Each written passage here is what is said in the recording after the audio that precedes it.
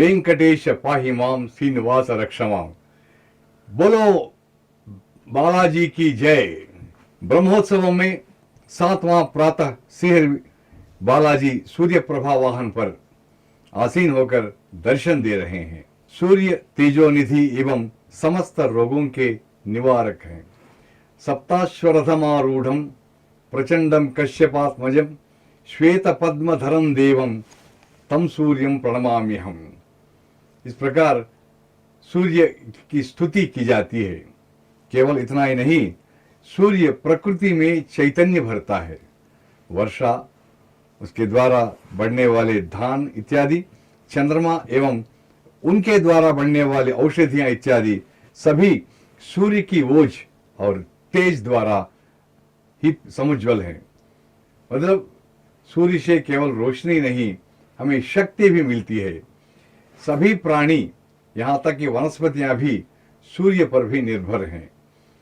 अरुणाय हिरण्याय करुणारस सिंधवे असमान बलाय आत्मरक्षकाय नमो नमः कहा गया है।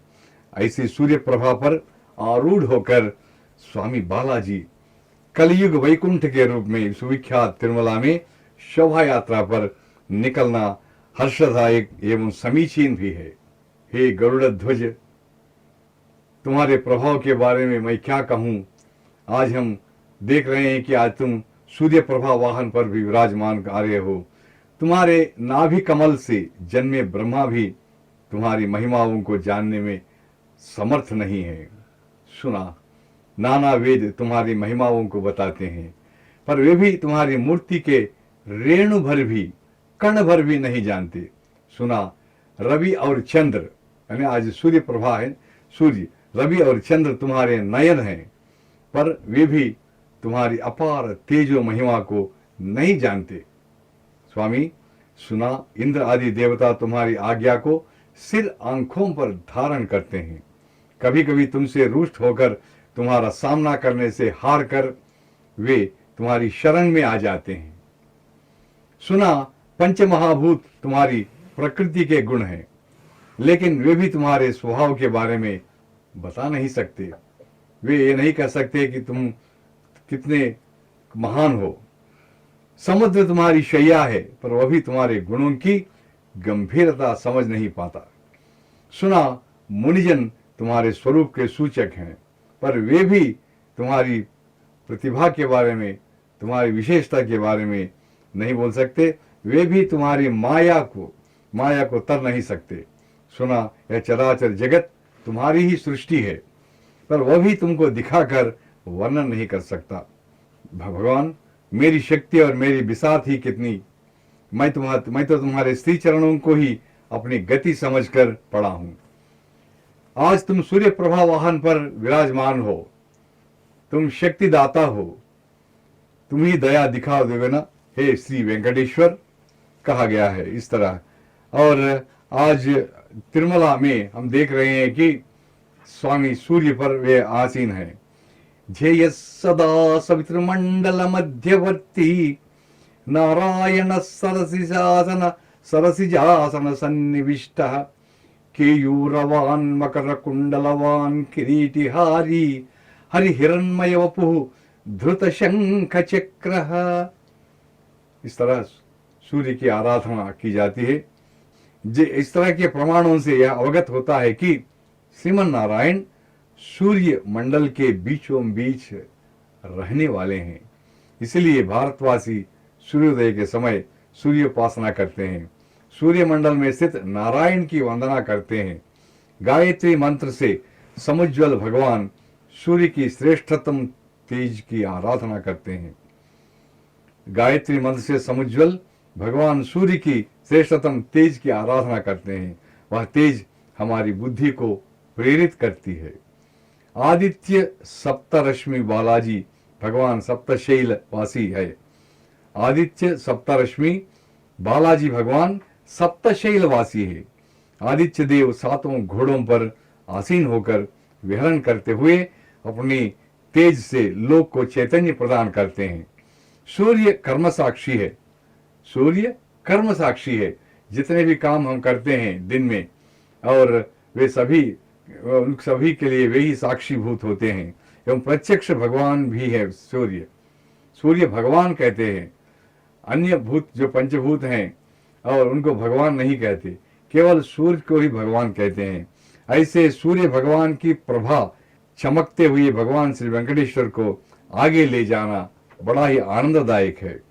आरोग्यम भास्करादिच्छेद कहा गया है, अर्थात हमें स्वास्थ्य मिलना हो, स्वास्थ्य लाभ हमें प्राप्त होना हो, स्वास्थ्य से हमें लाभान्वित होना हो तो प्रातः काल में उठना और सूर्य नमस्कार जो ये करना और सूर्य रश्मि में बैठना बहुत ही आवश्यक है।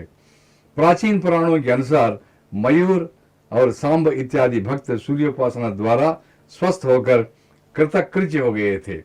अर्थात सूर्य से हमको जो विटामिन डी विटामिन मिलती है, ये जी विटामिन हमारे स्वास्थ्य कारक है, बीमारियां ये विटामिन दूर करता है।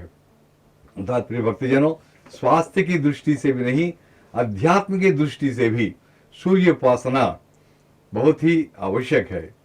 रोज जो सुबह सूर्य को देखते हैं, सूर्य को वंदना करते हैं, वे उनका तन और मन दोनों स्वस्थ रहते हैं।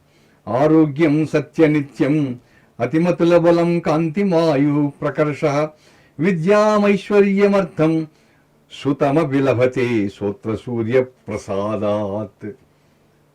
सूर्य शतक कहता है कि केवल आरोग्य ही नहीं बल्कि कविता, शिक्षा, संपत्ति, संतान इत्यादि फल सूर्य देव की कृपा से ही प्राप्त होते हैं। यदि हम सूर्य को प्रसन्न करेंगे तो समझिए सूर्य भगवान हमको ये सभी दे देते हैं, कविता शक्ति देते हैं, शिक्षा देते हैं, संपत्ति देते हैं, संतान भी देते रहते हैं।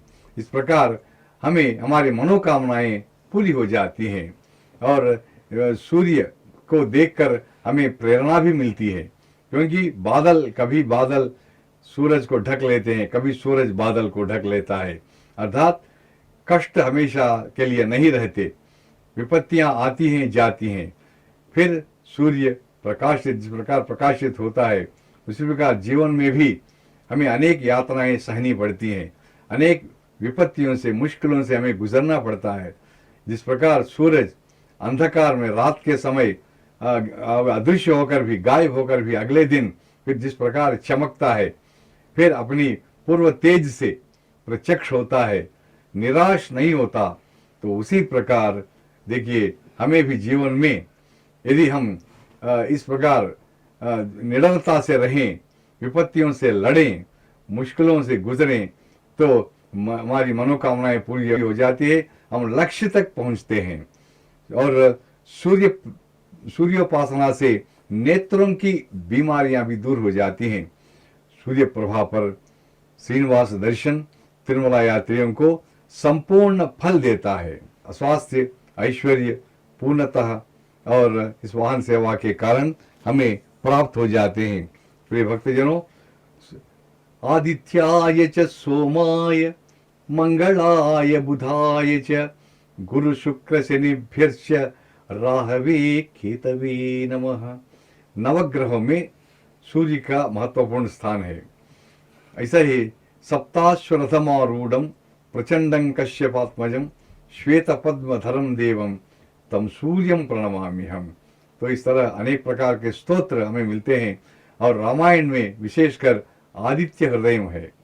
आप सभी जानते हैं कि रामायण से हमें दो मिले हैं अद्भुत, एक सुंदरकांड, दूसरा ये आदित्य हृदय।